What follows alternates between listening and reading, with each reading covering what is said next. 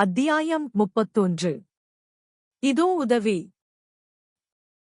சாலமன் அவர்களை எல்லா மனிதர்களிலும் ஞானி என்று கூறுகிறார்கள். சாலமன் என்ன சொன்னார்?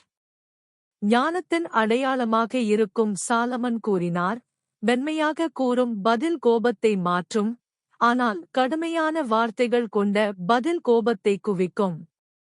பின்னர் ஞானி சாலமன் மேலும் கூறினார், கோபப்படுவதற்கு தாமதமாக இருப்பவர் மிகுந்த புரிதல் கொண்டவர், ஆனால் அவசரப்படுபவர் முட்டாள்தனத்தை உயர்த்துகிறார்.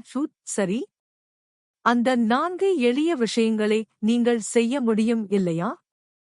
எப்போதும் நீங்கள் மற்றவர்களுக்கு மென்மையான பதிலை கொடுங்கள். ஒருபோதும் எரிச்சலூட்டும் வார்த்தைகளை பேசாதீர்கள். கோபத்தில் அதிகமாக எதிர்வினையாற்றாதீர்கள். அவசரமாக நடந்து கொள்ளாதீர்கள். இவ்வாறு எல்லா காலத்திலும் ஞானிகளில் ஒருவரான சாலமன் அறிவுறுத்தினார். நீங்கள் எளிதாகச் செய்யக்கூடிய 4 விஷயங்கள். உங்கள் வாழ்க்கையை எளிதில் மாற்றக்கூடியவை. அதைப் பற்றி சிந்தியுங்கள்.